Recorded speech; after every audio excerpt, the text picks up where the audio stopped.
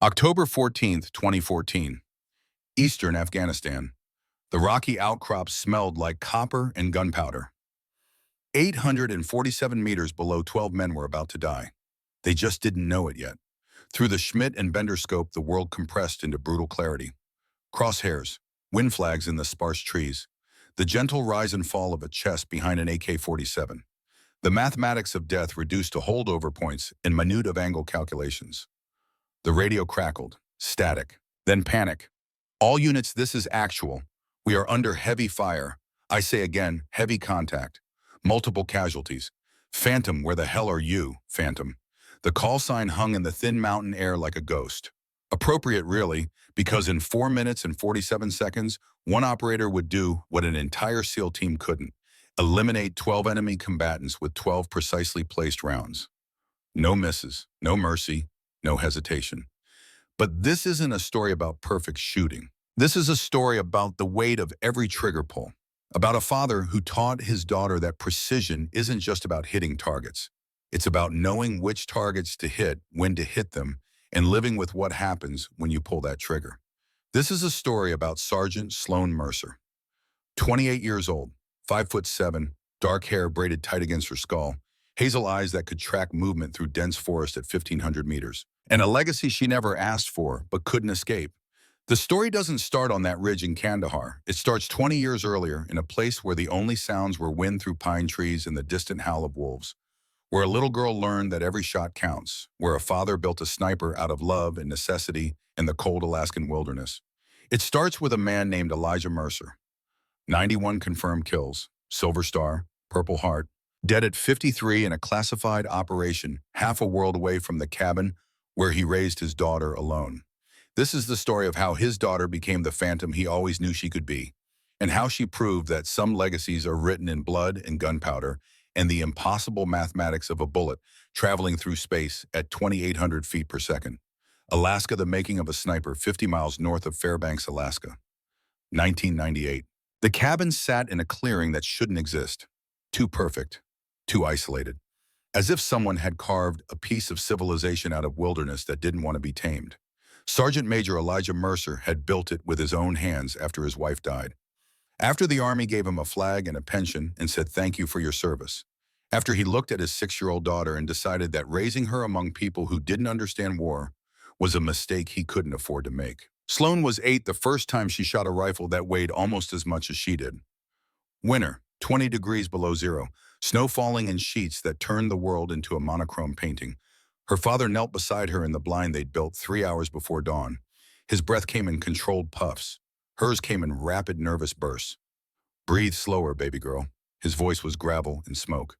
Elk can hear a heartbeat from 100 yards if the wind's right. She tried. Failed. Tried again. Through the scope, the bull elk stood broadside at 460 yards. Massive. Ancient. Beautiful in the way that wild things are beautiful when they don't know they're being watched. Why do we have to kill it? Her voice was barely a whisper. Elijah didn't answer right away. He never did. That was something Sloan would learn to appreciate later. Her father didn't fill silence with empty words. He filled it with lessons. Because we need the meat to survive winter. Because nature doesn't give participation trophies. Because if you're going to take a life, you need to know what that means. The weight of it, the responsibility. Her finger rested on the trigger guard, not the trigger, not yet. He drilled that into her. Safety until you're ready, and you're never ready until you've made the decision. How do you know when you are ready? You don't? That's the point. Every shot you take, you carry it. Every kill you remember. Your grandfather taught me that. I'm teaching you. Now make the choice. She was 8 years old. The rifle was a Remington 700 that Elijah had customized for precision. The elk was 460 yards away, unaware that its life hung in the balance of a little girl's decision. Sloan took a breath, let half of it out, settled the crosshairs 2 inches high and 1 inch right to account for wind, squeezed. The rifle bucked. The elk dropped like someone cut its strings. Clean. 1 shot, instant death. Elijah didn't congratulate her. He stood up, brushed snow from his knees, and started walking toward the kill. Sloan followed, rifle slung over her shoulder, already too heavy for her small frame. When they reached the elk, Elijah knelt, placed his hand on its still warm flank. This animal was alive 30 seconds ago. It had a life, a routine. It was going to bed down in that stand of spruce over there, then wake up tomorrow and eat and breathe and exist. Now it won't because you decided it wouldn't. You understand, she nodded, couldn't speak. The enormity of it pressing down on her chest like the rifle's weight, but heavier. Different. Good. That weight you're feeling, that's real. Don't ever lose it. The day killing becomes easy is the day you stop being human and start being a monster. Now help me field dress it. If you're going to take life, you're going to respect it. Every part has a purpose. That night by the wood stove after they'd hauled 300 pounds of meat back to the cabin in the sled, after they'd hung the quarters in the cold room and cleaned the tools and washed the blood from their hands, Elijah sat down across from his daughter. He was cleaning his own rifle, a custom Remington 700 that had been to Iraq and Afghanistan and places he'd never talk about. The stock was worn smooth from a decade of use. Etched into the side, Almeis 91 confirmed. Dad, what does 91 confirmed mean? His hands stopped moving for just a moment, then continued the methodical disassembly. It means 91 times I made a choice. 91 times someone died because I decided they needed to. 91 lives that stopped so other lives could continue. Do you remember all of them? Every single one. He looked up. His eyes were the same hazel as hers. And you will too. Every shot you take in anger, in war, in necessity. You'll carry them. That's the price of precision. That's what separates us from machines. Machines don't remember. We do. The years that followed were a masterclass in becoming something more than human. Or maybe less. Sloan was never sure which. Age 10. Making consistent shots at 600 yards on moving targets. Learning to read wind by watching grass bend and feeling temperature changes on her skin. Age 12. Tracking wounded caribou through snow for 8 miles. Reading blood spatter patterns. Understanding how animals move when they're dying. Learning patience that most adults never achieve. Age 14. Her first shot over 1,000 yards. A paper target, not living flesh, but the principle remained. Calculate elevation. Account for Coriolis effect. Understand that at that distance, the bullet drops 40 feet and drifts 6 feet in a light crosswind. Her father timing her calculations. 2 minutes to range, wind, and execute. She did it in 90 seconds. You're faster than I was at your age, Elijah said. Not praise, just fact. But speed means nothing if you can't slow down when it matters. Anyone can hit perfect conditions. A phantom hits when everything's wrong.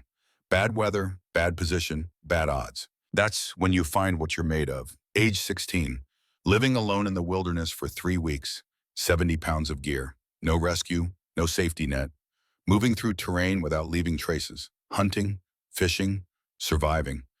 Not because she wanted to prove something, because her father said real operators needed to know how to disappear. When I'm gone, he told her the night before that solo trip, you need to be able to survive without me. This isn't about making you tough. It's about making you ready for a world that won't care if you're prepared or not. She didn't understand then, wouldn't understand until years later when I'm gone became a reality instead of a hypothetical. The lessons weren't just about shooting, they were about the psychology of it, the ethics, the impossible weight of deciding who lives and who does. Shooting is the easy part, Elijah would say during their evening discussions. The cabin dark except for the wood stove's glow. Snow piling up outside, the two of them in a bubble of warmth and conversation about killing. Any fool can pull a trigger. The hard part is knowing when to shoot, when not to shoot, and living with the consequences of both decisions. A sniper's greatest weapon isn't the rifle, it's the mind behind it. At 17, Sloan left Alaska for the first time. University of Alaska at Fairbanks, ballistics degree. She commuted when possible, stayed in the cabin, when she could learn to navigate a world of people who'd never killed anything more threatening than a mosquito. She was summa cum laude. Perfect scores in exterior ballistics, atmospheric physics, and precision shooting theory. Her professors called her gifted. Her father called her prepared. Gifted means you got lucky with genetics, he said. Prepared means you put in the work. Don't confuse the two. The call. June 2012. Sloan was 26, home from university for the summer, working as a wilderness guide for tourists who wanted to pretend they understood Alaska. Her father had been called back to Afghanistan. Consultant work, he said, something classified, something important. I'll be back in 3 months, he told her. Keep the cabin warm. She watched his bush plane disappear into the gray sky. Had a feeling, tried to ignore it. 3 months became 4. 4 became 5. Then the Army chaplain showed up at the cabin in a Black Hawk helicopter that scared every animal within 10 miles. The wilderness doesn't see much military traffic. When it does, it means something bad. Elijah Mercer, killed in action, classified operation, details unavailable, full military honors at Arlington National Cemetery. The flag they gave her was crisp and perfectly folded. The rifle they gave her was his custom Remington 700, the one with 91 etched into the stock. The one he'd carried through Iraq and Afghanistan and places the Army would never officially acknowledge. The engravings read EM 91 confirmed, make them count, Dad. He'd had it engraved before his last deployment, as if he knew. At the funeral, a three-star general she'd never met pulled her aside. Your father was the finest sniper I ever served with. He saved my life in Mosul, saved a lot of lives. The work he was doing when he died, it mattered. I can't tell you what it was, but it mattered. Did he hesitate? Sloan asked. The question surprised them both. When he died, did he hesitate or did he make the shot? The general looked at her for a long moment, understanding passed between them. The understanding of people who know what it means to measure life in bullet calibers and wind drift. He made the shot, Sergeant Mercer, got the HVT, saved 6 operators, then took return fire. He died doing what he was born to do. No hesitation, just precision.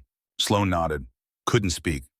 The weight of 91 lives her father had taken, the 6 lives he'd saved, the 1 life lost, all of it pressing down like a rifle too heavy to carry but impossible to put down. 3 days after the funeral, Sloan Mercer walked into an Army recruiting office in Fairbanks and enlisted. Not to honor her father, not to continue a legacy, but because she finally understood what he'd been trying to teach her all those years in the wilderness. Some people are built to make the hard decisions, to carry the weight, to be the precision instrument that stands between chaos and order. She was her father's daughter, and she had a lot more than 91 shots left to take. Sniper School Carrying the Weight, Fort Benning, Georgia, January 2013. The instructors at the Army sniper course had seen a lot of candidates wash out. Physical exhaustion, mental breakdown, inability to handle the isolation and patience required. But they'd never seen anyone quite like Sloan Mercer, 27 years old, 5'7", buck 30 soaking wet, quiet to the point of eerie, and shooting scores that broke records set by men twice her size with 3 times her experience. Master Sergeant Dale Thornton ran the course. 30 years in the Army, 214 confirmed kills across 4 deployments. He trained snipers who went on to become legends. He knew talent when he saw it. What he saw in Sloan Mercer scared him a little. Mercer, he said, after her first qualification shoot, you just posted a perfect score at 1,000 yards in 15-mile-per-hour crosswinds. Want to explain how? She looked at him with those hazel eyes that seemed to calculate wind drift and bullet drop even when she wasn't behind a scope. My father taught me that wind is just information. Temperature is information. Distance is information. Process the information. Apply the corrections. Take the shot. Your father teach you to shoot like that? Yes, Master Sergeant. He Army. Sergeant Major Elijah Mercer, retired 2009, KYA 2012, Afghanistan. Thornton's expression changed. Everyone in the sniper community knew that name. Elijah Mercer was legend, 91 confirmed, Silver Star. The kind of operator other operators told stories about. I served with your father in Mosul. 2007, he saved my life. Shot an insurgent at 1,800 meters in a sandstorm. Possible shot. He made it anyway. That was his specialty, Master Sergeant. Impossible shots. Is that your specialty too? Sloan thought about that. About elk in the snow, about her father's lessons, about the weight of 91 kills and the space for more. No, Master Sergeant, my specialty is making them count. She graduated top of her class. Perfect scores in fieldcraft observation and marksmanship. The written exam on ballistics and environmental effects she completed in 20 minutes. The average was 90, but Thornton noted something in her file. Something that would matter later. Candidate Mercer demonstrates exceptional technical proficiency and tactical awareness.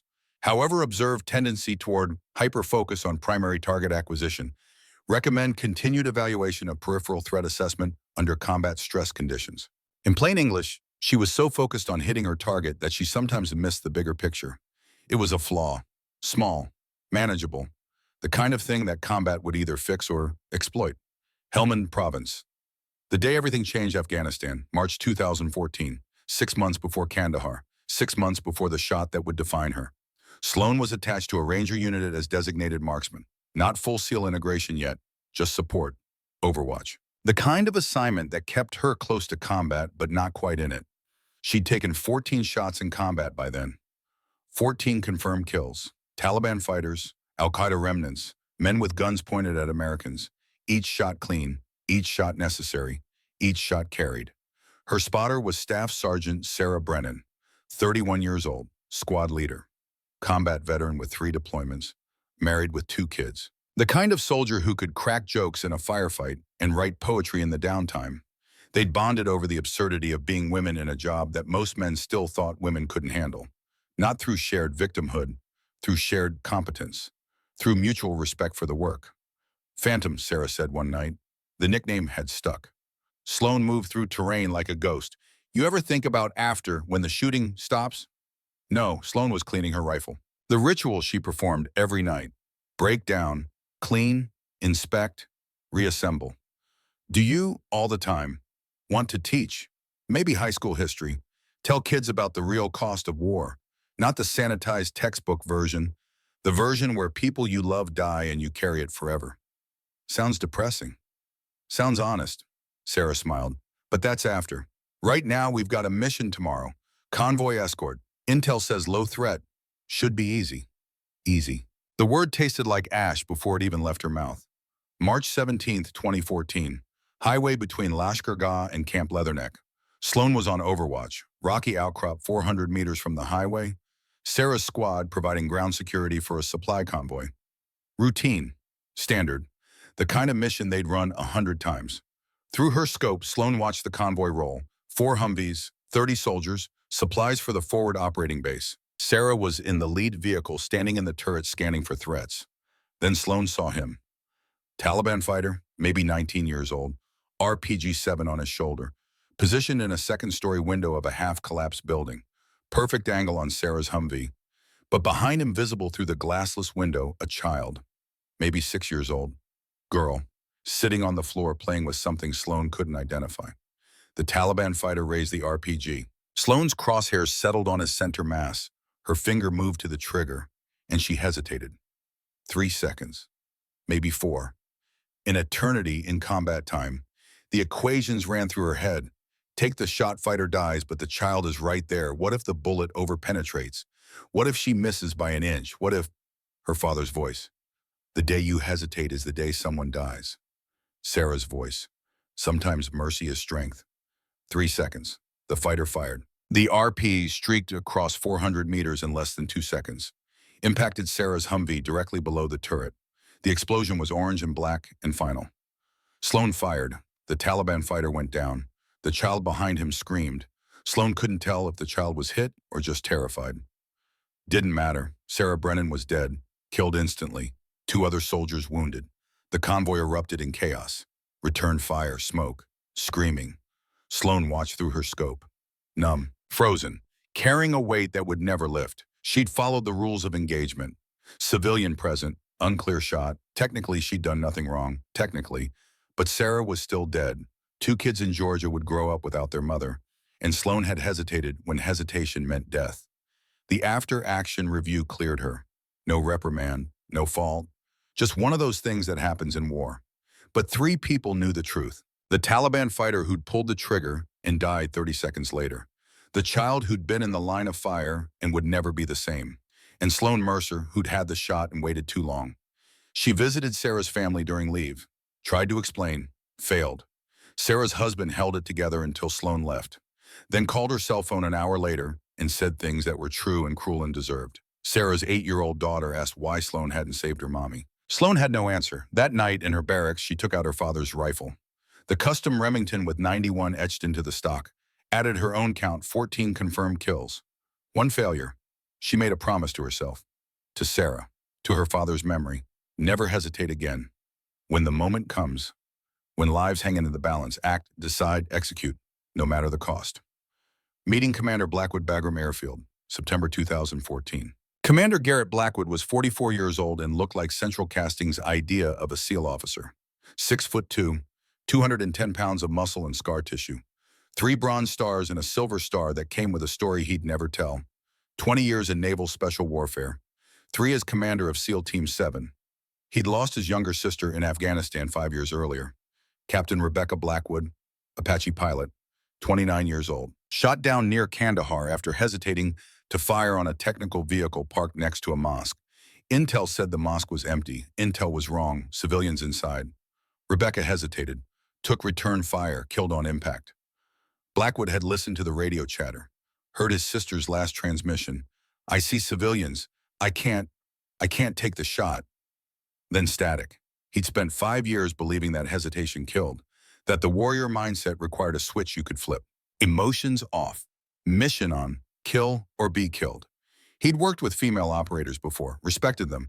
Some of the best intel analysts and logistics coordinators he'd known were women, but frontline combat direct action.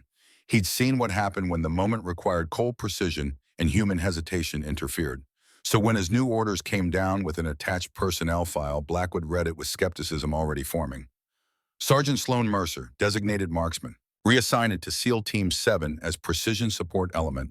Perfect scores, 15 confirmed kills. Daughter of Sergeant Major Elijah Mercer, approved for integration. He knew that name. Elijah Mercer was legend, 91 confirmed. Silver Star for a shot in Mosul that saved 6 Marines and a general. Killed in action doing classified work that probably saved more lives than anyone would ever know. But daughters aren't fathers. Legacy doesn't transfer through DNA. Blackwood called his executive officer, Lieutenant Cade Ramsey, 30 years old, former Army Ranger who'd crossed over to Naval Special Warfare. Smart, reliable, not afraid to push back when Blackwood's instincts ran ahead of his judgment. Ramsey, you see this personnel file?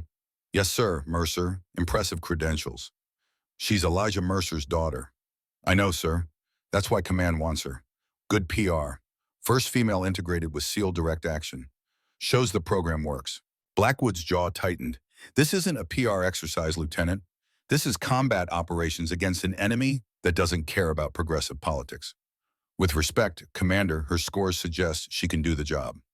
Scores are one thing, combat is another.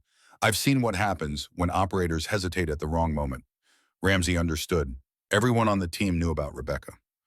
Want me to tell Command we're declining the assignment? Blackwood considered. Thought about his sister. Thought about Elijah Mercer's legend. Thought about the mission always coming first. No, we'll integrate, Schrader. Standard protocols. She performs, she stays. She becomes a liability. She's gone. No special treatment because of her father's name. Understood, sir. 3 days later, Sloan Mercer walked into the SEAL Team 7 briefing room. Blackwood was there early. Wanted to take her measure before the formal introduction. Watch how she carried herself. How she interacted with the team. She was smaller than he expected. 5'7" maybe. Athletic but not imposing. Hair pulled back in a tight braid. Hazel eyes that moved constantly. Assessing, calculating. The kind of eyes that saw details other people missed. She carried a rifle case. Custom job. Expensive. When she set it down, she did it with a care that spoke of something more than just equipment. Sergeant Mercer, Blackwood's voice carried across the room. Commander Garrett Blackwood, welcome to SEAL Team 7. She turned, snapped a crisp salute. Sir, thank you, sir. I knew your father, served with him briefly in Iraq. He was the finest sniper I ever met, saved a lot of lives, including mine indirectly. Yes, sir, he had that effect, sir. You aiming to live up to that legacy? The question hung in the air. Test, challenge, both. Sloan met his eyes, no hesitation, no uncertainty. No, sir, I'm aiming to build my own. Blackwood almost smiled. Almost. Fair enough, you've got perfect scores, 15 confirmed kills, impressive record for someone your age. But this isn't sniper school. This isn't Overwatch from 800 meters out. This is direct action, close quarters, bad odds. When things go wrong, I need operators who act, not think. You understand? Yes, sir, act with precision. Think before the trigger. Execute without hesitation. You ever hesitate in combat, Sergeant? The question hit like a fist. Sloan's expression didn't change, but something flickered in her eyes. Memory. Pain. Wait. Once, sir. Won't happen again. You sure about that? Certain, sir. Blackwood studied her, saw the truth in her eyes. Whatever had happened, she carried it. Good. Operators who didn't carry the weight were the ones who made mistakes. You'll integrate with the team on a probationary basis. Standard operations. We've got a mission coming up. High-value target, direct action. You'll provide precision support from Overwatch. Questions? No, sir. Good. Your quarters are in Building 6. Report to the range at 0600 tomorrow. I want to see you shoot. Yes, sir. She picked up her rifle case, started to leave, stopped at the door. Sir, permission to speak freely. Granted. I know you lost your sister. I know she hesitated. I read the after-action report. It's why you're skeptical of female operators in direct action roles. Blackwood's expression hardened. That's above your pay grade, Sergeant. Yes, sir. But for what it's worth, I also lost someone because of hesitation. Mine. I carry that every day, and I promise you, sir, I will never let it happen to this team.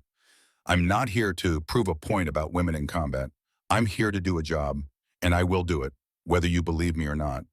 She left before he could respond. Ramsey, who'd been listening from the adjacent office, stepped into the briefing room. She's got spine, Commander. Spine doesn't stop bullets, Lieutenant. But Blackwood was thinking about Rebecca, about Elijah Mercer, about a young woman with perfect scores and the weight of failure in her eyes. Maybe, just maybe, she might actually be ready, but he'd need proof. And proof only came one way in their line of work, through fire. Operation Silent Thunder, the briefing, October 12, 2014. The mission brief was classified top secret, need to know, which meant everyone in that room needed to know because all of them were going into harm's way. Blackwood stood at the front of the room, behind him a satellite image of a compound in eastern Afghanistan. Forest, mountains, no roads, the kind of place where people went to hide from the world. 8 SEAL operators sat in chairs. Wade Ironside Brennan, 41. Machine gunner, built like a bear. Finn Dalton, 39, explosives, quiet and methodical. Hayes Doc Sullivan, 37, medic, had saved more lives than he'd taken. Cole Preacher Whitmore, 46, oldest on the team, quoted scripture and shot like an Old Testament angel of death. Grant Thorne, 34, radio operator, MIT grad who'd chosen trigger time over tech money. Lieutenant Cade Ramsey, 30, executive officer, the brains behind Blackwood's brawn. Eli Vaughn, 22, newest member. Still had that look in his eyes like he wasn't quite sure he belonged. And Sloan Mercer, 28, designated marksman, still trying to prove she did. Gentlemen, Sergeant Mercer. Blackwood clicked to the next slide. Target is Khalid al-Rashid, known as the Engineer, Taliban bomb maker, responsible for 43 Coalition K1, as in the past 18 months, IEDs, VB, IEDs, suicide vests. This piece of shit is why we're pulling our people out of vehicles in pieces. The room was silent. Everyone had lost friends to IEDs. Intel says he's meeting with local Taliban commanders at this compound tomorrow at 1400 hours. We're going to crash that party, eliminate the engineer and as many of his leadership as possible. Ramsey clicked to the next image. Compound layout, single-story structures, defensive positions, forest on all sides. Approach is through 8 clicks of mountain terrain. We insert via MH60 at 0300. Hump in. Establish position by 1200. Confirm target presence. Execute at 1400. Blackwood pointed to a ridge line on the map. Mercer, you'll establish Overwatch here. 800 meters from the compound. Good elevation, clear sight lines. You provide precision fire support on threats outside the compound perimeter. Sloan studied the map. Her eyes traced the terrain. Elevation changes, wind patterns, lines of sight. Sir, if I move to this ridge here, she pointed to a position about 50 meters from Blackwood's designated spot. I'd have better coverage of the northern approach route. Enemy reinforcements would most likely come from that direction based on the nearby village. The room went quiet. New operator, first mission with the team, contradicting the commander's tactical plan. Blackwood's expression was stone. Sergeant Mercer, I've been planning direct action operations since before you could legally drink. The position I selected provides optimal coverage of the target area. Yes, sir, I'm just suggesting. I didn't ask for suggestions. I gave you an assignment. You'll establish Overwatch at the position I designate. You'll engage threats I identify. You'll follow orders. Are we clear? Sloane's jaw tightened, but her voice was steady. Crystal clear, sir. Good. Ironside, you're on the 240. Suppressive fire on my command. Finn, your breach in demo. Preacher Doc Thorne, standard entry stack. The briefing continued. Assignments, contingencies, extraction protocols, the mechanical details of organized violence. But Sloane's attention kept drifting back to that map, to the defensive positions that looked too good, to the forest that provided too much concealment, to the intelligence estimate that said 15 to 20 enemy combatants when the sophistication of those positions suggested more. Something was wrong. She'd learned in Alaska that nature told stories if you knew how to read them. Tracks in snow, patterns in vegetation. The difference between natural and human disruption. This compound told a story, and the story was ambush. But Blackwood had made his position clear. Follow orders, don't improvise. She thought about Sarah Brennan, about hesitation, about the 3 seconds that cost a life. Then she thought about her father, about 91 confirmed kills and the wisdom to know when to shoot and when to wait. This mission was going to go wrong. She could feel it. The way animals feel earthquakes before they happen. Instinct built from years of reading environments that wanted to kill you. The question was, when it went wrong, would Blackwood let her do what needed to be done? Or would orders and ego and skepticism about female operators prevent him from using his best precision asset when the moment mattered most? After the briefing back in her quarters, Sloan opened her rifle case. 2 rifles, her standard issue, Mk11 Mod 0, and her father's custom Remington 700. She ran her hand along the Remington stock, felt the engraving. EM91 confirmed, make them count. Dad, 26 confirmed kills now, counting the 14 from before SEAL integration and the 12 from the past month. Still 65 short of her father's count. But count wasn't the point. Her father had taught her that. Numbers were just data. What mattered was impact, precision, making each shot count for something more than just adding to a tally. Tomorrow on that ridge in Kandahar, she'd either prove she belonged with SEAL Team 7, or she'd prove Blackwood right that women couldn't handle the pressure of direct action. She loaded her magazines, checked her gear, ran through her pre-mission ritual, the same ritual her father had taught her in the Alaska wilderness. Breathe, focus, prepare, execute. And when the moment came when everything went wrong and lives hung in the balance, don't hesitate. Act, because hesitation killed Sarah Brennan, and Sloan Mercer had promised herself it would never happen again. Insertion October 13th, 2014, 0247 hours. The MH-60 Blackhawk carved through darkness like a blade through silk. Nap of the earth flying, low enough that Sloan could count individual trees in the sparse Afghan forest, high enough that Taliban lookouts wouldn't hear the turbines until the helicopter was already gone. 8 SEAL operators sat in the cargo bay. Nobody spoke. The rotor wash made conversation pointless, each man alone with whatever accommodations they'd made with mortality. Some prayed, some checked gear for the dozenth time, some just stared into middle distance, already fighting the battle in their minds. Sloan ran her pre-combat ritual. Mental inventory, physical verification, the liturgy of preparation that separated professionals from amateurs. Mk11, Model 0 rifle, Schmidt and Bender scope, 20 rounds per magazine, 6 magazines loaded with 7.62 NATO match-grade ammunition, 120 rounds total. Her father's Remington 700 is backup, custom, 300 Winchester Magnum, 3 10-round magazines, 30 rounds of surgical precision, Kestrel weather meter, laser rangefinder, night vision optics rated for moonless conditions, plate carrier with level 4 armor, 78 pounds of gear distributed across her frame. She'd humped heavier loads in Alaska, but Alaska didn't shoot back. Across the cargo bay, Eli Vaughn was trying not to look terrified. 22 years old, 3rd direct action mission. He'd performed adequately on the first 2. But adequate wasn't the same as ready. Adequate meant you followed the script. Ready meant you could improvise when the script burned. Their eyes met. Sloan nodded. Small gesture. Not reassurance exactly, just acknowledgement. We're all scared. The ones who aren't are either lying or dangerous. The crew chief held up 5 fingers. 5 minutes to insertion. The Black Hawk banked hard. Sloan's stomach lurched. Then they were descending fast. The pilots threading between ridgelines by night vision and pure skill. Threading needles in the dark at 120 knots. The kind of flying that looked effortless, but required a decade of practice and nerves of surgical steel. Touchdown was gentle as a kiss.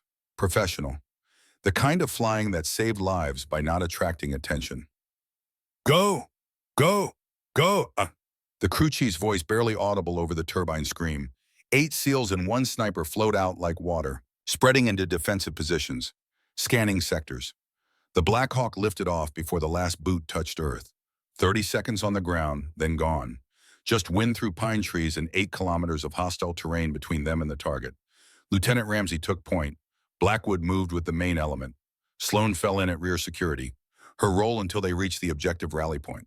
Then she'd split off. Climb to Overwatch. Become the angel nobody saw but everyone relied on. The movement was brutal in the way that only mountain warfare could be.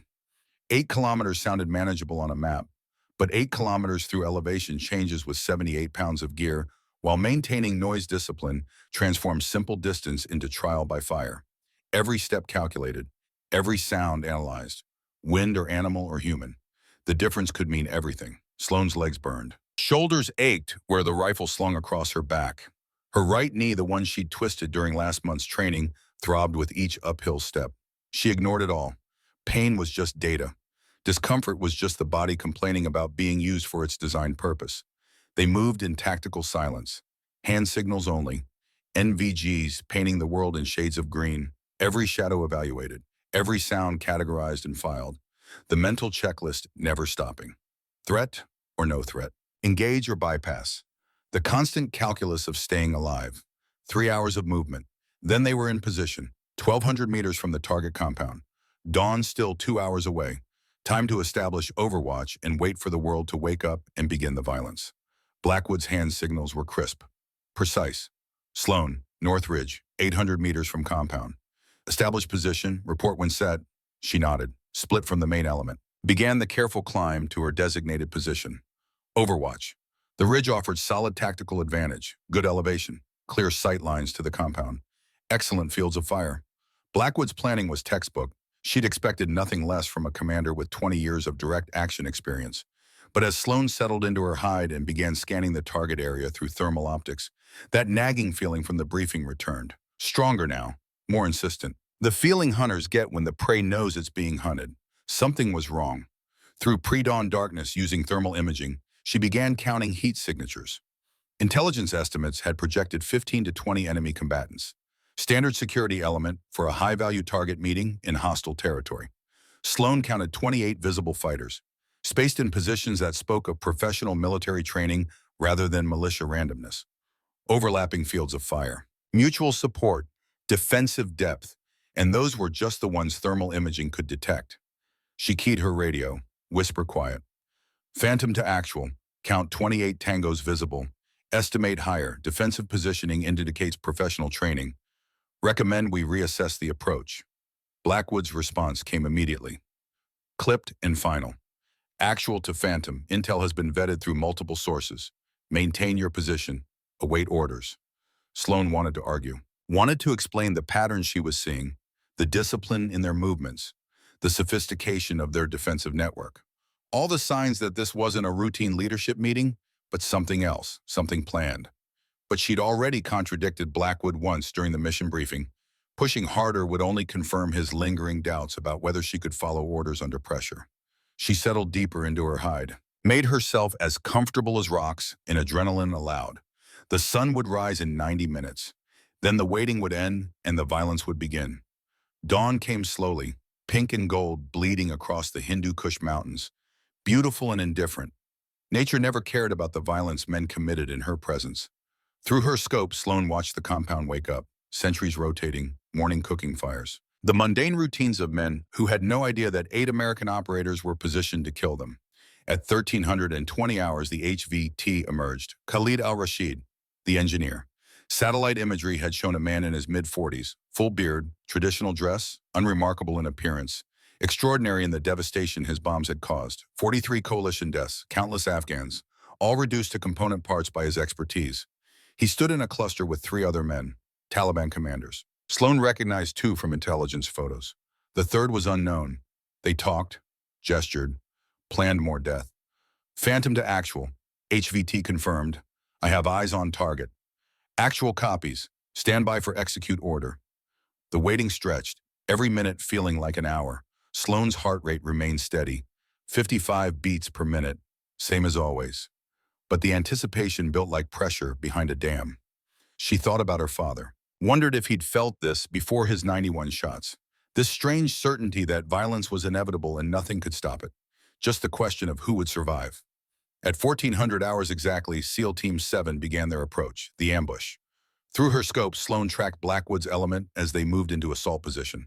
Professional movement, good use of terrain, textbook execution of small unit tactics.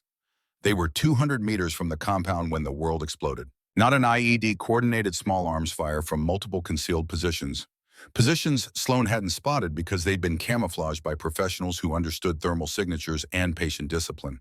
40 Taliban fighters opened up simultaneously. PKM machine guns, AK-47s on full automatic, RPG-7s, a coordinated wall of lead designed to annihilate everything in the kill zone. SEAL Team 7 was in the center of it. Ambush all units, break contact. Blackwood's voice over the radio carried an edge Sloan had never heard from him. Not panic, but the sound of a commander watching his perfect plan disintegrate in real time. Through her scope, the tactical situation unfolded in terrible clarity. Finn Dalton went down first. PKM rounds stitched across his left leg. Femur shattered. He dropped behind cover, still returning fire but bleeding and immobile. Eli Vaughn froze completely, just stopped moving, standing in the open while bullets snapped past his head.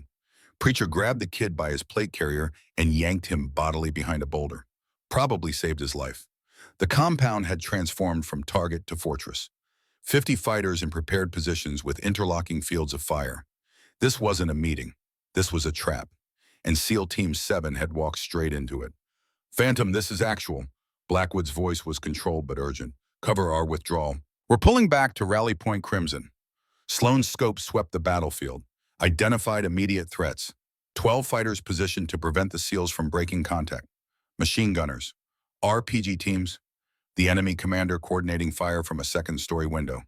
She could engage those threats, drop them one by one, give the team suppressive fire for a fighting withdrawal.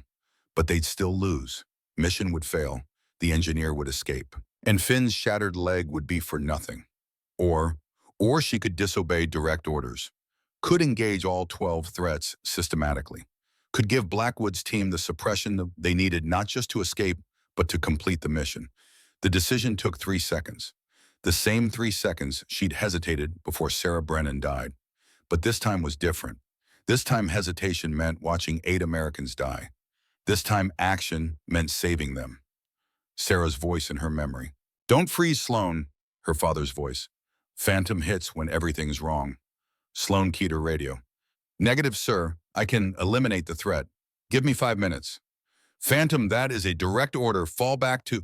She switched off the radio, cut the connection, committed fully to the choice that would either save 8 lives or end her career. Probably both.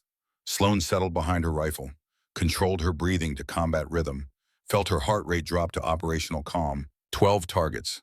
Most would be dead in the next 5 minutes. Some would nearly kill her first.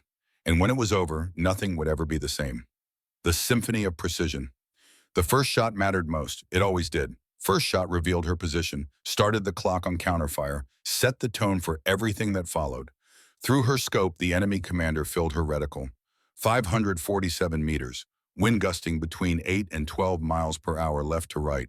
Temperature 41 degrees. Downhill angle -15 degrees. The calculations ran automatically. Years of her father's training compressed into instinct. Hold 2.1 mils right for wind, 0.3 mils low for downhill shot, lead half a body width because he was moving, slowly pacing, but moving. She thought Dad made 91. I'm at 26, this is number 27, make it count. Exhale to half breath, hold, gentle squeeze. The rifle fired. 547 meters down range, the bullet arrived 0.6 of a second later, traveling at 2,800 feet per second, and missed. Wind gust, last second shift. The bullet passed 6 inches right of his head. Damn it, first word since cutting comms. But panic wasn't in her vocabulary. Miss meant data. Data meant adjustment. Her father's training didn't allow for emotional responses, only tactical ones. Recalculate. Wind shifted hard. Now 12 steady right to left. Full value crosswind. Hold 3 mils left. Compensate, fire. The enemy commander's head snapped back violently. He dropped like gravity suddenly tripled. Dead before his body hit the ground. 1 down, 11 to go, clock running. The enemy fighters were trying to locate her position. A suppressed rifle at 500 meters didn't provide clean acoustic signature. They knew someone was shooting. They didn't know where. That advantage would last maybe 30 seconds. She intended to use every one. PKM gunner shredding Finn's position. 612 meters, moving to new firing position at combat pace. Leading moving targets was equal parts physics and intuition. Her father had taught the physics.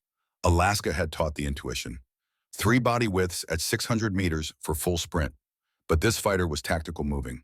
Weapon up, half speed, 2 body widths, wind correction, fire. The bullet caught him center mass. Hydrostatic shock stopped his heart instantly. He went down hard. The PKM clattered across the rocks. Finn's position stopped taking concentrated fire. 2 down, 10 to go, rapid engagement now. 2 Taliban fighters flanking Eli's position. 580 meters, 20 meters apart. Both moving with purpose. This was muscle memory. Technique drilled until conscious thought became unnecessary. Engage, shift, acquire, engage. Flow like water between targets. First fighter, lead, squeeze. The round entered through his left temple. Catastrophic. He dropped mid-stride. 0.8 seconds. Shift scope. Acquire second target. He'd heard the shot. Was turning. Looking for the source. Fire. Center mass. Lung shot. He went down gasping. Wouldn't survive, but wasn't instant. 4 down, 8 to go. But now the enemy was reacting. Someone competent had spotted her muzzle flash. Someone trained. The rock face 6 inches from Sloane's head exploded into fragments. Stone shrapnel peppered her left cheek. Blood, not much, but enough to sting and blur her vision slightly. Counter sniper. Sloane rolled left immediately, tried to relocate before the next shot. But 78 pounds of gear doesn't move fast. Her knee caught rock. She went down hard. Gear shifted. Wind knocked from her lungs. 2 seconds of gasping paralysis while somewhere 650 meters away, a Taliban sniper was reacquiring her position for the kill shot. Her father's voice cut through the panic like a blade. Pain is information. Get up. Sloane got up. New position. 40 meters from her original hide. Less optimal angle. Worse sight lines, but unexposed to the counter sniper's last known position. Through her scope, she found him. Second-story window. Different building. Dragunov SV'd from the profile. Russian trained or Syrian. Professional. He was scanning methodically. Looking for her. Scope glinting in afternoon sun. Sloane settled her crosshairs on that glint. 647 meters. Shooting through a gap in the wall maybe 8 inches wide. Her father had made her practice shots like this in Alaska. Threading bullets through impossible spaces. Making precision look like accident. She fired. The bullet threaded the gap. Caught the counter sniper high right shoulder. Not a kill, but enough to make him drop his rifle and disappear deeper into the building. 4 down proper, 1 wounded, 7.5 remaining. And now everyone knew exactly where she was. Return fire intensified. AK rounds snapping overhead. PKM fire chewing rocks around her position. She had maybe 2 minutes before they maneuvered close enough to overrun her position or force another displacement. 2 minutes, 7.5 targets. The math was tight. RPG gunner, 701 meters, kneeling, weapon on shoulder, aiming at Blackwood's element. If that rocket launched, 3 SEALs would die. The pressure was immense. Miss and Americans died. Make it and they lived. Sarah Brennan's voice. Memory sharp as shrapnel. Don't hesitate. Her father's voice. Don't rush either. Balance. Sloane found that space between fear and haste where precision lived. The RPG gunner was 3 seconds from firing. Sloane put her crosshairs on his right shoulder, the shoulder bearing the launcher's weight. Fire. The bullet impacted. Shoulder destroyed. He dropped the RPG, collapsed sideways. 5 down proper, 1 wounded, 6.5 to go. But another fighter was already moving to pick up the RPG. 5 seconds. That's all she had. Her hands started shaking. Adrenaline, accumulated stress. The weight of lives dependent on steady hands. Her father had never shaken, not in 91 shots. Legend didn't include human weakness. But Sloane wasn't her father. She was herself, and herself included flaws. She forced the tremor down through pure will, applied technique over physiology, breathed through it. The second RPG gunner raised the launcher, sighted, prepared to send high explosive into American flesh. Sloane fired first. Headshot, clean. The fighter dropped. The RPG rolled away and unused. No third fighter reached for it. 6 down, 1 wounded, 5.5 to go. Through her scope, Sloane could see tactical dynamics shifting. The initial ambush had failed. The SEALs were using Hirsch suppression to maneuver. Blackwood adapting, using the chaos she created to regain initiative. But she wasn't finished. Three Taliban fighters consolidating behind a low stone wall, 890 meters, coordinating their fire. Professional, disciplined. Sloan would make them pay for that discipline. The farthest shot she'd ever attempted in combat. 890 meters meant extreme ballistic math. Wind drift could be 20 inches. Bullet drop could be 70 feet. Temperature, humidity, even Coriolis effect from Earth's rotation mattered at this range. But her father had taught her to feel it as much as calculate it, to let training and instinct merge into something that transcended either alone. Fighter at the doorway, partially exposed, just head and shoulders visible. She didn't think, just felt. Wind, distance, target movement. All of it processed somewhere deeper than conscious thought. Fire. 1.3 seconds flight time, long enough to watch impact through her scope. Watch his head snap back. Watch him fall. 7 down, 1 wounded, 4.5 to go. Fighter with radio. 590 meters, trying to call reinforcements. Partially concealed behind vehicle. Chest shot. Center mass. He dropped the radio. Fell behind the vehicle. Out of sight but definitely hit. 8 down, 1 wounded, 3.5 to go. Then pure luck masquerading as skill. Taliban fighter throwing grenade at Blackwood's element. Sloan caught the motion, trained her scope, fired as his arm extended in the throwing motion. The bullet hit him mid-throw. The grenade tumbled from his hand, fell short, detonated among clustered Taliban fighters. Killed 2 more, wounded 3. Unintentional fratricide by enemy grenade. But Sloan would take it. 10 down proper, 4 wounded. 1.5 original targets remaining. The battlefield had transformed. What began as Taliban ambush had become precision execution. 11 fighters dead or wounded, the survivors breaking, cohesion failing, fear spreading like fire through dry grass. They'd been in total control. Now they were being systematically destroyed by an invisible predator who killed with mathematical certainty. 2 shots left. That's all she needed. Enemy fighter trying to escape through tree line. Running hard. 734 meters. Full sprint. Panicked. Leading sprinting targets at that range required instinct built from years of hunting caribou in Alaska. Animals that didn't want to dom and moved with desperate speed. She led him by 4 body widths, accounted for wind, fired. The bullet caught him mid-stride. Tumbling impact. He went down rolling. Didn't move again. 11 down, 4 wounded, 1 to go. 4 minutes 41 seconds since first shot, the final shot. The last bodyguard and the HVT were running for vehicles, trying to escape.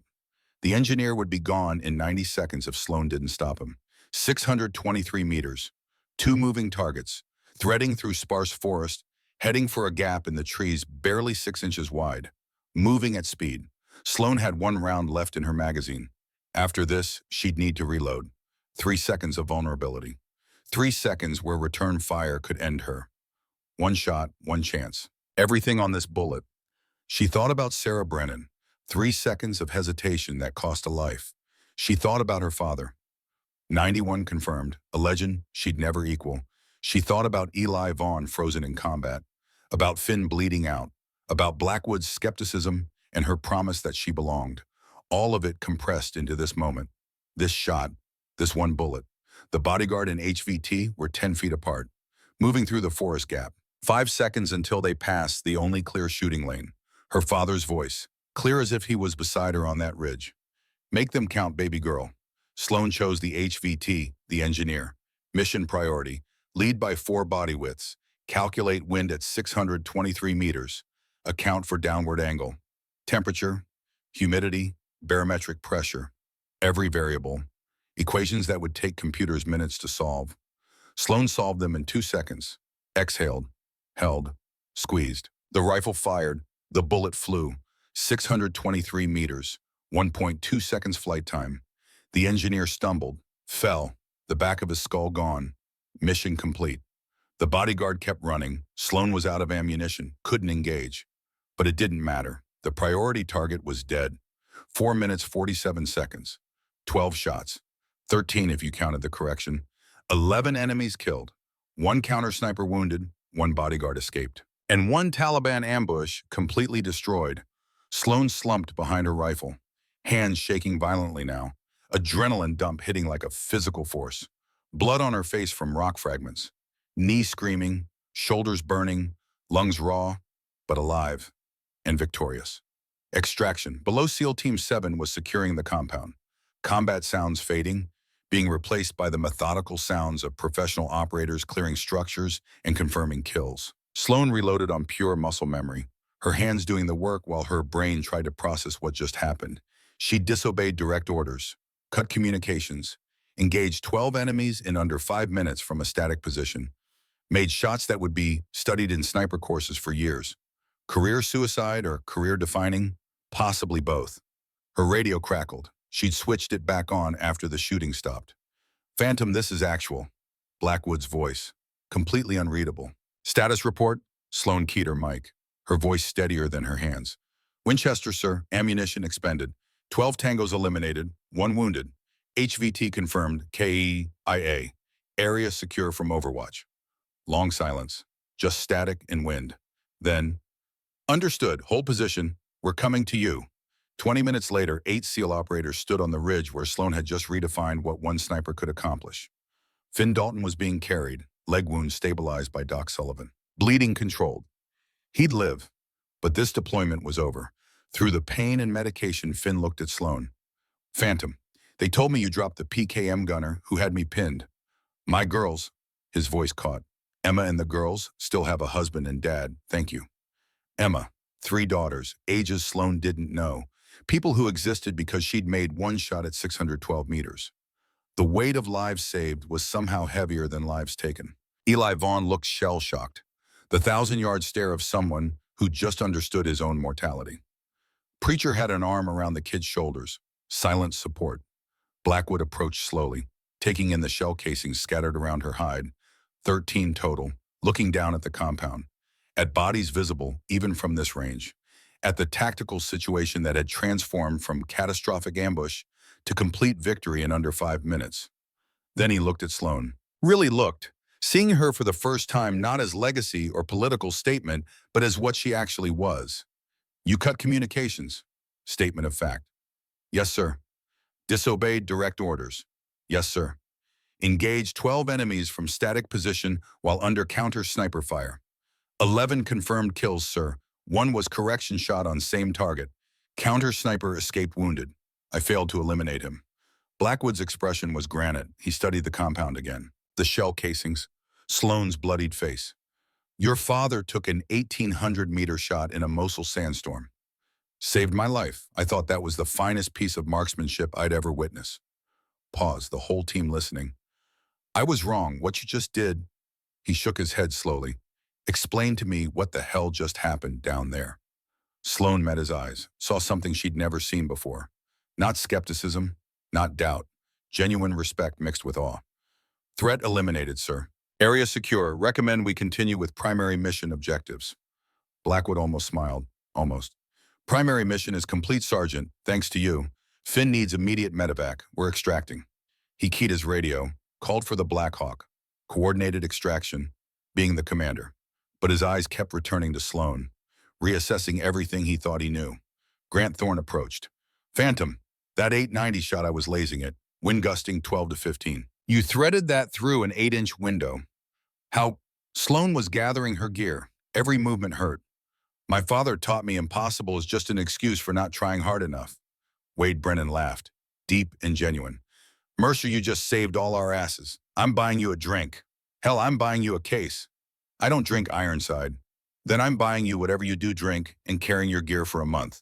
That was the finest shooting I've ever seen. And I've seen some shooting. The praise felt uncomfortable. Wrong. 11 men were dead because she'd pulled a trigger. Yes, they were enemy combatants who would have killed Americans. But they were still dead, and she'd killed them. Her father's voice. You'll carry every shot. She would, all 26 previous, all 11 new ones, for the rest of her life. But Sarah Brennan was dead too.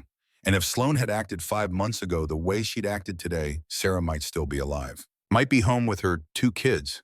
Might be planning that teaching career. The helicopter arrived 30 minutes later. Smooth extraction, the pilots asking no questions about the slaughterhouse below. In the cargo bay, Sloan sat alone, not isolated. The team gave her space. The respectful space you give someone who'd just done something that required processing. Finn was on the stretcher, Doc monitoring vitals, stable, lucky. The PKM rounds had missed his femoral artery by millimeters. Across the bay, Blackwood was writing his after-action report. Every few seconds, his eyes drifted to Sloan, then back to his notepad, trying to find words for what happened. The flight to Bagram took 40 minutes. Nobody spoke. Just turbine whine and the weight of combat settling on 8 operators who'd walked into an ambush and walked out alive. When they landed, when the wheels touched tarmac and the mission officially ended, Blackwood stood. Gentlemen and Sergeant Mercer, what happened today stays between us until formal debrief. Understood. Yes, sir. 8 voices in unison. We walked into an ambush that should have killed every one of us. We survived because one operator made a tactical decision that violated orders but saved American lives. The implications of that decision will be addressed later. Right now, I want everyone to understand something. He looked directly at Sloan. Sergeant Mercer did exactly what SEALs are supposed to do. She adapted. She overcame. She won. Gender didn't matter. Politics didn't matter. What mattered was precision, courage, and the willingness to make the hard call when the mission demanded it. Pause. Let it sink in. Phantom, you're no longer probationary. You're permanent assignment to this team. I owe you an apology. You were right about the defensive positions, right about the threat count, right about everything. I should have listened. That mistake nearly cost 8 lives. It won't happen again. Sloan stood, saluted. Thank you, sir. But the mission isn't about being right. It's about outcomes. We completed the objective. The team survived. That's what matters. Blackwood returned the salute. Dismissed. Debrief tomorrow at 0800. Get some rest. You've earned it. The team filed out. Sloan was last. Blackwood stopped her at the ramp. Off the record, Sergeant. What you did today, your father would have been proud. I think you just surpassed him. Sloan thought about that. About 91 confirmed versus her 37. About legacy and pressure and the impossible weight of living up to legends. With respect, sir, I'm not trying to surpass my father. I'm just trying to honor what he taught me. Make every shot count. Carry the weight. Never hesitate when lives hang in the balance. Blackwood nodded, understanding. Get some rest, Phantom. Something tells me this is just the beginning. Sloan walked across the tarmac toward her quarters. The sun setting over Afghanistan, painting the sky in colors that didn't belong in a war zone. She thought about Sarah Brennan, her father. 11 Taliban fighters who'd woken up that morning not knowing they had hours to live. 37 confirmed kills now. Still 54 short of her father's count. But count wasn't the point. It never had been. Impact was the point. And today she'd impacted the outcome. Saved 8 lives. Completed the mission. Proved that legacy wasn't about matching numbers, but making shots that mattered when everything was on the line. In her quarters, she field stripped her rifle. Cleaned it with ritual precision. Blood and gunpowder washed away. Preparation for next time. Her hands had stopped shaking. Her knees still throbbed. Face still stung from rock fragments. But she was alive. Her team was alive. And for the first time since Sarah Brennan died, Sloan Mercer felt like maybe she could live with the weight she carried. Because her father had taught her the final lesson. The one that mattered most. It's not about perfect shooting. It's about making the decision, accepting the consequence, and carrying the weight with honor. Sloan had done that today. And she'd do it again tomorrow if the mission required it. Because that's what phantoms do. They haunt battlefields. They eliminate threats. They save lives, and they disappear into legend one precise shot at a time. 72 hours later, the after-action review room at Bagram Air Base smelled like coffee and tension. Fluorescent lights hummed overhead. A digital projector displayed satellite imagery of the compound where 11 Taliban fighters had died in under 5 minutes. Commander Garrett Blackwood stood at the head of the conference table. Lieutenant Ramsey to his right, 2 intelligence officers from JSOC, a JAG lawyer, and Sloan Mercer sitting alone on the opposite side, waiting to learn if she'd saved 8 lives or ended her career. The JAG lawyer spoke first. Captain Patricia Hendricks, 40-something, steel gray hair pulled back tight, the kind of lawyer who'd prosecuted war crimes and defended operators in equal measure. No nonsense, just law. Sergeant Mercer, you are aware that cutting communications with your commanding officer during active combat operations violates Article 92 of the Uniform Code of Military Justice. Failure to obey orders. Yes, ma'am. You are also aware that Commander Blackwood gave you a direct order to maintain your position and cover the team's withdrawal, an order you explicitly disobeyed. Yes, ma'am. In your own words, Sergeant, explain your decision. Sloan had rehearsed this. 3 days to prepare her defense. But all the rehearsal in the world couldn't change the simple truth. Ma'am, I assessed the tactical situation and determined that following orders would result in mission failure and likely friendly casualties. I made a judgment call that engaging the immediate threats would provide the team opportunity to complete the primary objective while minimizing risk to American lives. Captain Hendricks studied her. You made a judgment call as a sergeant, overruling your commander, a man with 20 years of combat experience. Yes, ma'am. That's quite an assumption of authority for someone on their first mission with a SEAL team. Blackwood cleared his throat. Captain, if I may. Hendricks nodded. Blackwood stood, addressed the room but looked at Sloan. Sergeant Mercer's assessment was correct. My tactical plan was based on intelligence that proved inaccurate. We were facing 40-plus hostiles in prepared positions, not the 15 to 20 estimated. My order to withdraw would have saved lives, but it would have meant mission failure. The HVT would have escaped. Sergeant Mercer's intervention eliminated that threat and 11 others who would have continued killing Americans. He paused, choosing his next words carefully. I was wrong. She was right.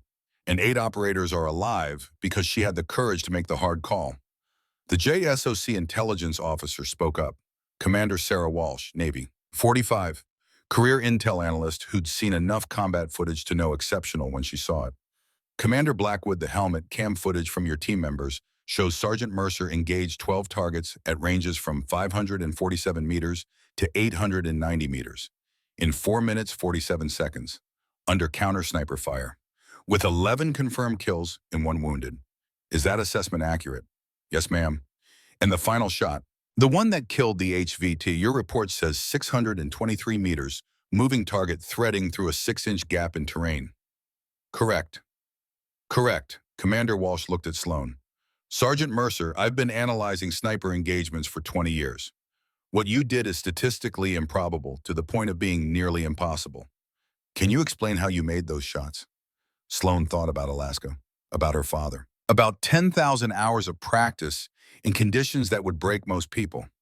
Ma'am, my father taught me that precision is just preparation, meeting opportunity. I prepared my entire life for that moment. When the opportunity came, I executed. Walsh nodded slowly.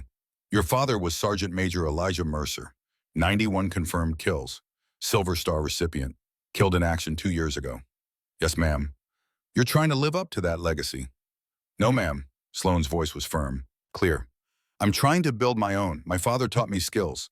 But the choices I make are mine. The shots I take are mine. The weight I carry is mine. The room went quiet. Just the hum of fluorescent lights and the distant sound of helicopters on the flight line. Captain Hendricks reviewed her notes, looked at Blackwood, looked at Sloan. Sergeant Mercer, under normal circumstances, disobeying direct orders in combat would result in court-martial. However, these are not normal circumstances. Commander Blackwood has recommended you for a Bronze Star with Valor device for actions that directly saved American lives and eliminated a high-value target. She paused. Let that sink in. The recommendation has been approved. You will also receive a formal letter of reprimand in your service record for failure to follow orders. Both are deserved. Both will be entered into your permanent file. Do you understand? Yes, ma'am. Good. This review is concluded. Dismissed. Sloan stood, saluted, walked out of the room into the harsh Afghan sunlight. Bronze Star and a reprimand. Medal for heroism and mark against her career. Both true. Both earned. The contradiction didn't bother her. Combat wasn't about clean narratives. It was about hard choices and living with consequences. Finn Dalton was being medevaced stateside the next morning. Leg surgery at Walter Reed, 6 months recovery, maybe longer. The PKM rounds had shattered his femur. Doc Sullivan had done brilliant field medicine, but some wounds required specialists. Sloan visited him in the hospital tent. He was lucid, medicated but aware. His right leg wrapped in surgical dressing and elevated. Phantom. His voice was rough. Painkillers and exhaustion. They told me you killed 11 tangos to get me out. I killed 11 tangos to complete the mission. Getting you out was just good tactics. Finn laughed. Winced at the pain it caused. You're a terrible liar. Thank you. My daughters still have a father because of you. Sloan didn't know what to say to that. The weight of lives saved was somehow heavier than lives taken. Responsibility without the clean finality of death. You would have done the same. Maybe, but I didn't. You did. That matters. He reached out his hand. She took it. When I get stateside, my wife wants to meet you. The woman who saved her husband. She's going to try to hug you. Fair warning. I'll prepare myself. Phantom that shot on the PKM gunner, the one shredding my position. I watched the after-action footage. 700 meters. Wind gusting. You made that look easy. It wasn't. I know. That's why it was impressive. He squeezed her hand. You're the real deal. Don't let anyone tell you different. Not because you're a woman trying to prove something, but because you're a damn fine operator who happens to be a woman. There's a difference. I know the difference. Good. Now get out of here. I need to sleep before they cut me open again. Sloan left the hospital tent. The sun was setting. Another day in Afghanistan, ending in fire and gold. Beautiful and terrible, and indifferent. 5 weeks later, the mission was supposed to be routine. Patrol near the Pakistan border. Show of force. Gather intelligence. The kind of operation that SEAL Team 7 could run in their sleep. But routine was a word that got operators killed. They were 12 kilometers from base when the ambush hit. Professional, coordinated. Not the chaotic spray and pray of militia fighters. This was calculated violence executed by someone who knew what they were doing. The first shot missed Blackwood by 6 inches, snapped past his head, and punched through the Humvee's windshield behind him. Sniper, take cover. 8 operators scattered, seeking whatever protection the sparse terrain offered. Rocky outcroppings, dead ground, the mathematical angles that kept you alive when someone was trying to end you from 600 meters away. Sloan was already moving, instinct and training merging into action, her mind cataloging data, single shot, suppressed, professional spacing between trigger pull and next engagement. This wasn't random. This was a hunter who knew his craft. Through her scope, she scanned the terrain, looking for the tells, scope glint, muzzle flash, the slight movement that betrayed a hidden position. There, 700 meters, elevated position, partial concealment behind rock formation. She caught the briefest flash of reflected light. Contact, 700 meters, 11 o'clock, single shooter. Blackwood's voice over radio. Phantom, can you engage? Affirm, stand by. But the enemy sniper was good. He'd already moved. The position Sloan had spotted was abandoned. He was repositioning, using the terrain, making himself hard to find. This wasn't some Taliban conscript with an old Dragunov. This was someone trained, someone professional, someone familiar. The second shot came from a different angle. Caught Wade Ironside Brennan's pack, tore through nylon and gear. If Wade had been standing straight instead of crouched, the bullet would have hit center mass. Sloan's mind raced. Professional sniper, knows SEAL tactics. Engaging from multiple positions. This felt personal, targeted. Then she saw him. Brief glimpse through her scope, moving between positions, and she recognized the pattern of movement, the slight favor of his right shoulder. The counter sniper from Kandahar. The one she'd wounded with shot number 7. The one who'd escaped. He was back, and he wanted revenge. Actual, this is Phantom. I know this shooter. Kandahar counter sniper. The one I wounded. He's here for me. Copy, Phantom. Can you eliminate? Sloan was already moving, relocating to better position. The counter sniper knew her tactics, had studied her, was using that knowledge to predict her movements. She needed to be unpredictable. The third shot nearly killed her. Impacted the rock face where she'd been 3 seconds earlier. Stone fragments exploded. One piece caught her rifle scope, shattered the lens. Glass and metal fragments peppered her face. Blood, not much, but enough to obscure her vision. Her primary optic was destroyed. The MK-11 was compromised. She had seconds before the next shot. Sloan rolled left, grabbed her backup rifle. Her father's custom Remington 700, the one with 91 etched into the stock. The one she'd carried through every mission but never fired in combat. Until now. The scope was different. Loophole Mark IV instead of Schmidt and Bender. Parallax adjustment unfamiliar. Reticle design slightly off from what she was used to. But her father had shot 91 confirmed kills with this rifle. If it was good enough for him, it was good enough for her. She wiped blood from her eyes, blinked to clear her vision. Scanned for the counter sniper. Movement 640 meters. He was repositioning again. Professional, disciplined. But in that movement, he exposed himself for half a second.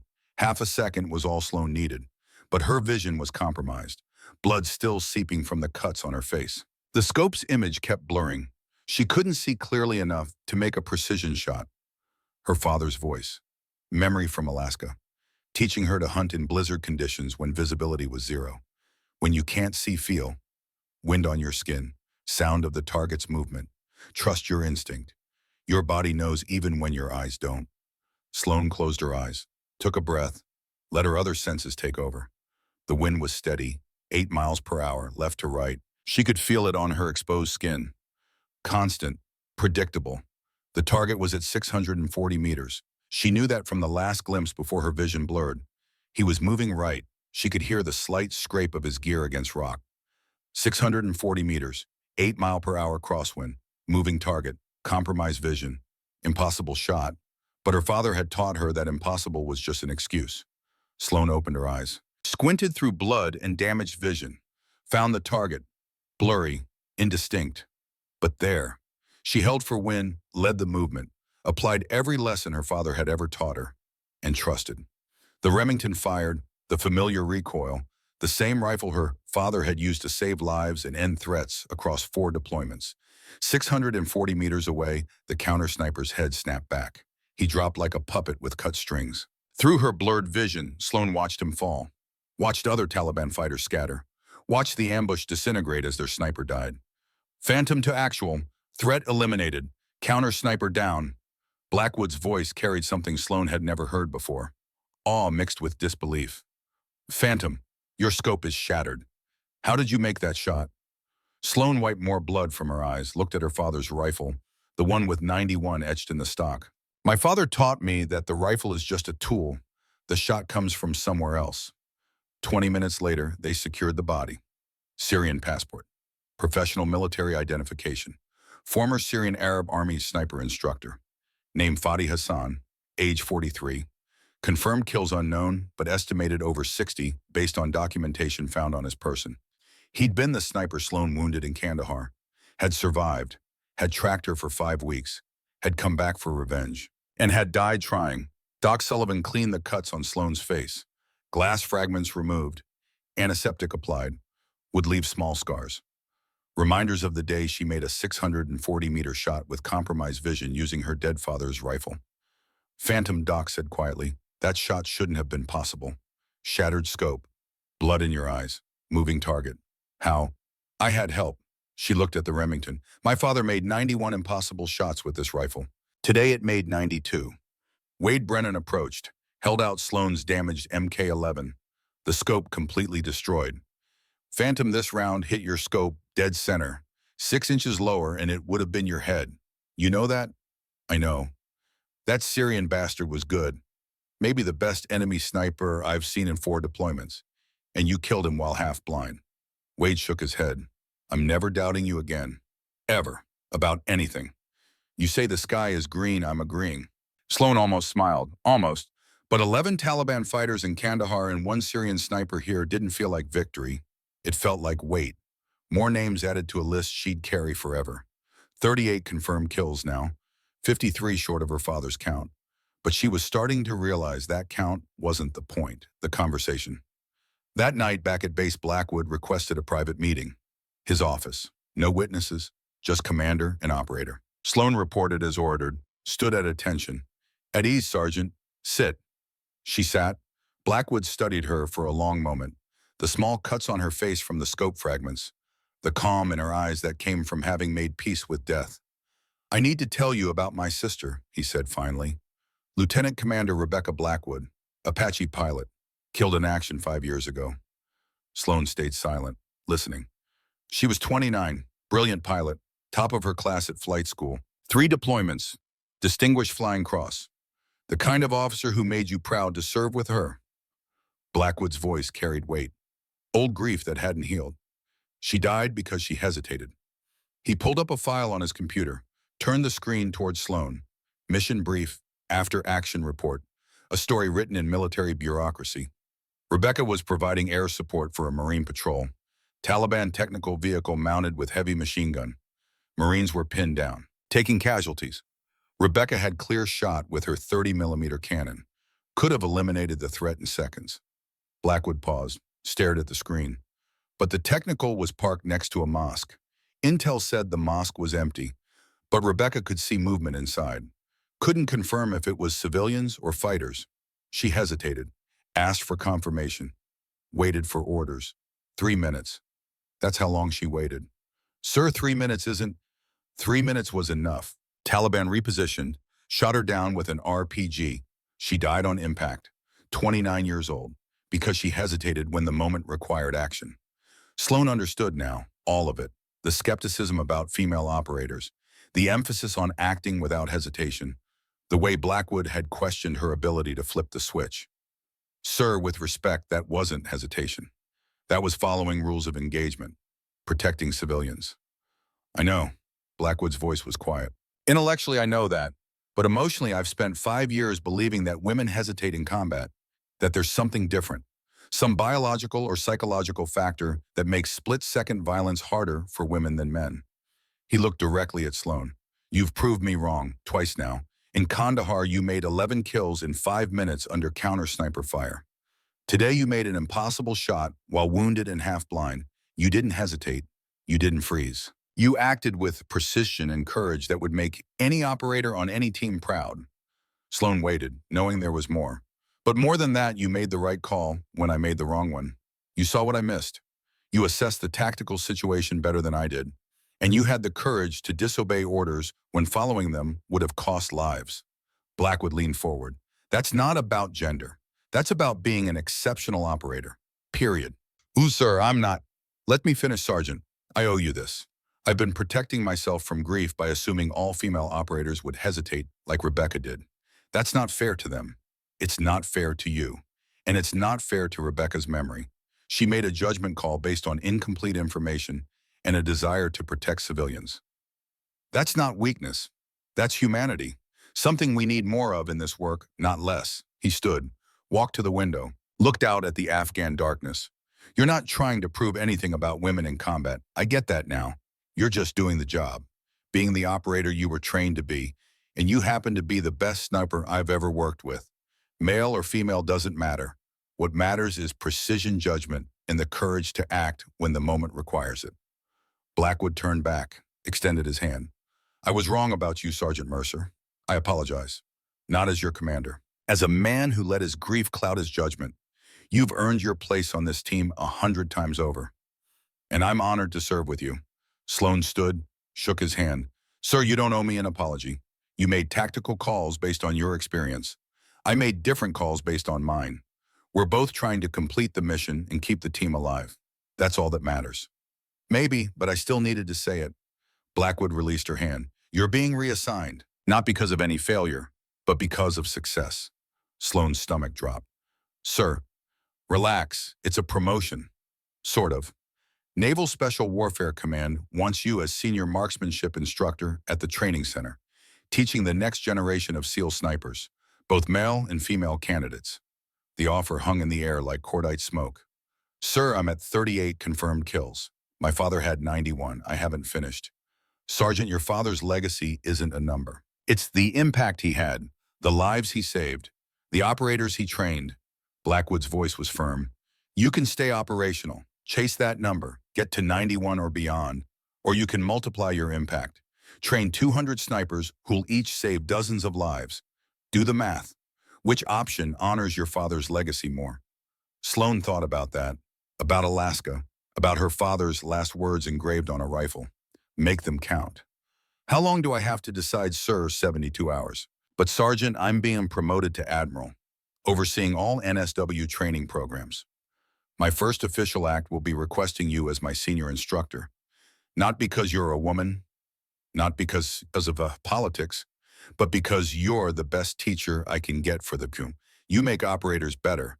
That's rarer than being able to shoot. 3 days later, Sloan called home, not to the cabin in Alaska. That was empty now, sold after her father's death to a retired couple who didn't know its history. She called her father's old friend, Master Sergeant Richard Tate, retired, living in Idaho, the man who'd served with Elijah Mercer in Iraq and carried his body off the field in Afghanistan. Sloan, good to hear from you. How's the war? Complicated. I need advice. Shoot. She explained the offer, the choice between operational work and instruction, between chasing her father's kill count and multiplying her impact through teaching. Tate was quiet for a long moment. Your old man and I had a conversation the night before he died. Didn't know it would be the last one. But he told me something, said if anything happened to him, I needed to tell you this. What? He said, tell Sloan the numbers don't matter. I got to 91, and you know what it means? 91 times I had to make a choice, someone else didn't. That's not an achievement, that's a burden. What matters is impact. If she can save lives without taking them, that's better. If she can teach others to make good choices, that's better. The legacy I want isn't 91 kills. It's 91 lives saved by people I trained. Sloan felt something in her chest tighten. He said that word for word. Your dad knew he might not come back from that mission. He wanted you to know that matching his count wasn't the goal. Exceeding his impact was. Thank you, Master Sergeant. Anytime, kid, make the choice that lets you live with yourself. Everything else is just noise. Sloan made her decision that night. 6 months later. The Naval Special Warfare Center in Coronado, California was about as far from Afghanistan as geography and culture allowed. Palm trees instead of dust. Ocean instead of mountains. Safety instead of constant threat. Master Sergeant Sloan Mercer stood in front of 43 sniper candidates, 39 men, 4 women, all volunteers, all tested, all trying to earn the title that her father had held with such distinction. My name is Master Sergeant Mercer. I'll be your primary instructor for advanced marksmanship and tactical employment. Some of you know who my father was. Some of you know my record. 38 confirmed kills. Bronze Star, Silver Star pending approval. None of that matters here. She paced in front of them, letting them see the small scars on her face from scope fragments, letting them understand that she'd earned her position through fire. What matters is this precision shooting is 10% mechanics and 90% decision-making. Anyone can learn to hit a target at 1,000 meters in perfect conditions. This course will teach you to hit that target when everything is wrong. Wind, rain, stress, fear. When lives depend on a single shot and you only get one chance. One of the female candidates raised her hand. 23 years old, Marine, top marks from basic sniper course. Ma'am, some people say women can't handle the psychological pressure of precision shooting in combat. What do you say to that? Sloan looked at her, saw herself at that age. Uncertain, trying to prove something. I say that's garbage. I've shot alongside male operators who froze under pressure and female operators who performed flawlessly. Gender doesn't determine performance. Training does. Discipline does. The willingness to make the hard choice and live with the consequence does. She paused. But I'll also tell you this. You'll face doubt from others, from yourself. Use it. Let it make you better. Train harder because of it. Prove through performance, not argument. And when the moment comes when someone's life depends on your shot, don't think about gender or politics or proving anything. Just make the shot. That's all. The course was brutal. Designed to break candidates who couldn't handle the pressure. Sloan had helped redesign it. Less focus on perfect range scores. More focus on decision-making under stress. Shoot/no-shoot scenarios. Civilian presence. Incomplete information. Time pressure. The real complexity of combat distilled into training exercises. 3 candidates washed out in the first week, 2 more in the second. Not because they couldn't shoot, but because they couldn't decide.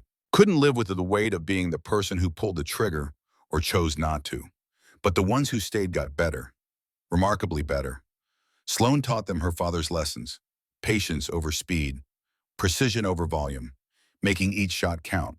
She taught them the math and the feel. The science and the art. And she taught them the weight.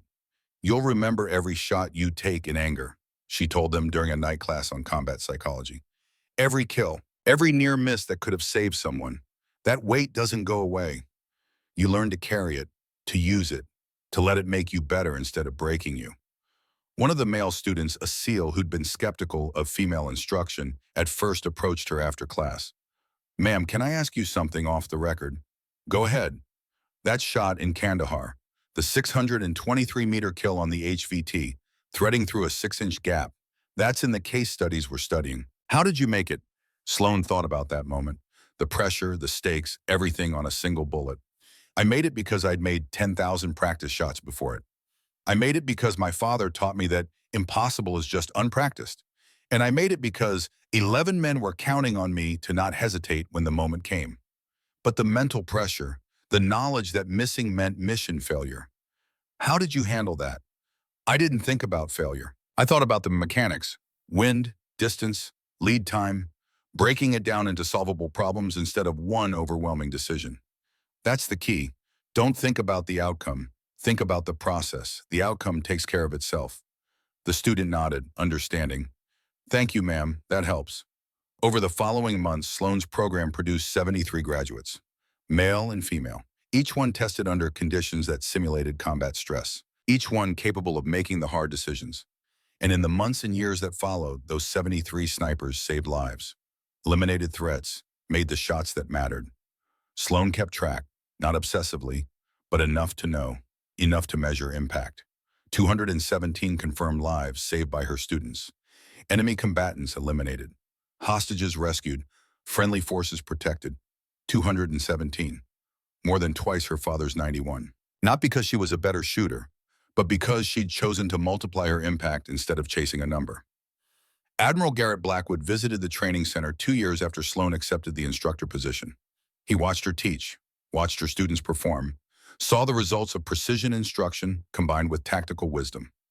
After the class, they walked along the beach, ocean on one side, training facilities on the other, the place where warriors were forged.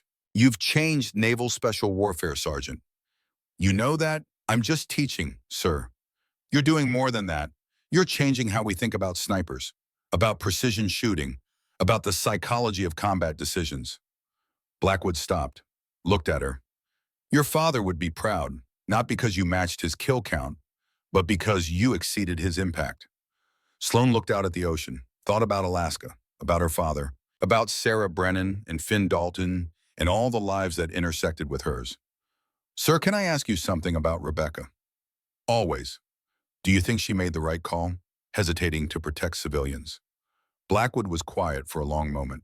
I think she made the human call, the one that valued life over mission completion, and I think the world needs more people who make that choice, not fewer. She died because of it, but she died with her humanity intact. That matters. Yes, sir, it does. They walked in silence. Just the sound of waves and distant gunfire from the training ranges. You're being considered for promotion, Blackwood said finally. Sergeant First Class, maybe higher. Command wants to keep you in instruction, make you the face of integrated special operations training. I don't want to be a face, sir. I just want to teach. I know, that's why you're good at it. Blackwood smiled, genuine, warm. But fair warning, your students are requesting you by name. Male and female candidates both. Word is spreading. The best sniper instructor in Naval Special Warfare is a woman who made 12 kills in 5 minutes in a blind shot at 640 meters. That's a story that gets told.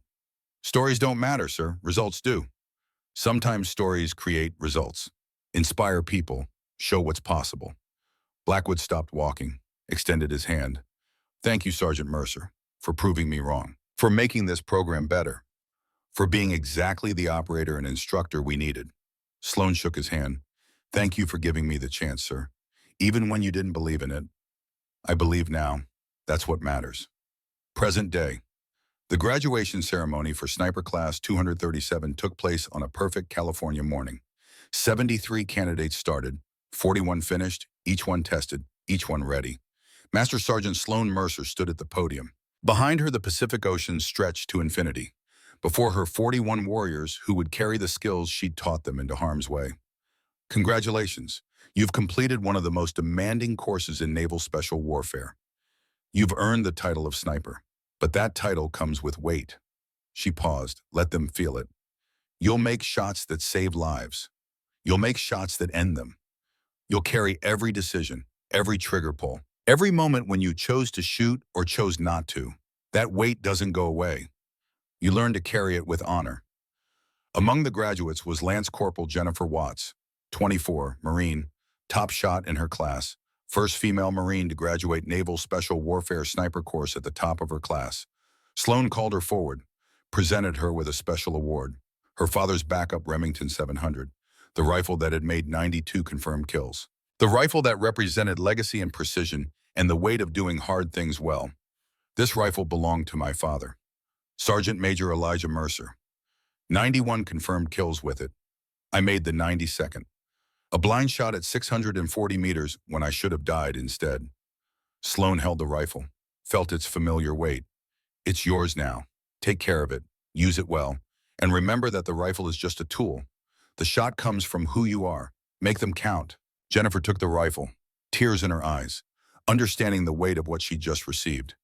After the ceremony, Sloan walked alone to the cliff overlooking the ocean, pulled out her phone, video called Arlington National Cemetery. The connection wasn't great, but she could see her father's headstone, Sergeant Major Elijah Mercer, 1961 to 2012, 91 confirmed, Silver Star, a life measured in precision and impact. "Hey, Dad," she said quietly, "graduated another class today. 41 more snipers who will save lives you'll never meet. I gave Jennifer your rifle. The one you used for 91, the one I used for 92. Seemed right that it keeps working." The wind off the ocean carried her words away. "I'm at 38 confirmed kills, 53 short of your count. But I think I finally understand what you were trying to teach me. It's not about the number, it's about the impact. And if I count the lives saved by my students, I'm at 217 and counting." She wiped her eyes, not crying, just the wind. "Master Sergeant Richard Tate told me what you said before you died, about wanting your legacy to be lives saved, not lives taken. I get it now. I'm doing that. Teaching others to make the hard choices, to carry the weight with honor, to be phantoms who protect instead of just destroy." A seagull landed nearby, watched her with curious eyes. Nature indifferent to human concerns about legacy and weight and the mathematics of violence. "I'm going to keep teaching, keep training operators who'll be better than I was, who'll save more lives than I did. That's how I honor you, not by matching your 91, but by exceeding your impact." She disconnected the call, stood there watching the ocean, thinking about Alaska and Afghanistan, about Sarah Brennan and Finn Dalton, and the 11 Taliban fighters, and one Syrian sniper who died because she'd pulled a trigger, thinking about the 217 lives saved by people she'd trained. The weight didn't go away. She'd learned that, but it became bearable when you used it for something beyond yourself. Sloan Mercer, 28 when she made 12 kills in 5 minutes, 31 now. Master Sergeant, Senior Sniper Instructor, 38 confirmed kills, but measured in impact, not numbers. Her father had taught her to be a sniper. Combat had taught her to be a warrior. Time had taught her to be a teacher. And together, those lessons had taught her the most important thing. That legacy isn't about matching the people who came before. It's about exceeding them through multiplication, through impact, through making every shot, every decision, every moment count for something larger than yourself. Master Sergeant Sloan Mercer walked back toward the training center. Tomorrow she'd start teaching another class. More candidates, more warriors, more lives saved through precision and discipline and the willingness to make hard choices. The Phantom of Kandahar had become the guardian of the next generation, and that legacy would outlive any number etched into any rifle stock. Because some things, the important things, couldn't be counted. They could only be carried forward, one precise shot at a time,